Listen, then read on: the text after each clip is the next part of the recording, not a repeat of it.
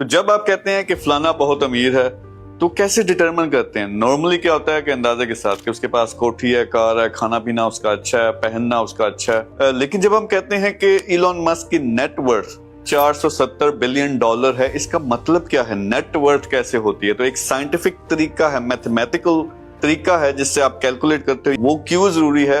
جب آپ کا کلیئر ٹارگٹ نہیں ہوتا، آپ کہتے ہیں میں نے پاکستان کے لیے کچھ کرنا ہے، اب یہ اس میں کوئی کلیئرٹی نہیں ہے. میں نے 10 یتیم بچوں کی مدد کرنی ہے، اب اس میں نمبر بھی ہے، کیلکولیشن بھی ہے، سب کچھ ہے، تو آپ اس کو کیلکولیٹ کر سکتے ہو، چیک کر سکتے ہو کہ آپ کو کتنی سکسیس ملی. تو یہ ضروری ہے کہ آپ پہلا کانسیپٹ ہے نیٹ ورتھ، اس کو کیسے کیلکولیٹ کرتے ہیں. تو نیٹ ورتھ کا کانسیپٹ کیا ہے؟ سمپل یہ ہے کہ آپ کے پاس کتنا پیسہ ہے، آپ کے کتنے ایسٹس ہیں. ایسٹ کیا ہوتا ہے؟ جس میں آپ کے نام پہ پلاٹ ہو سکتے ہیں، آپ کے نام پہ گھر ہے، جائیداد ہے.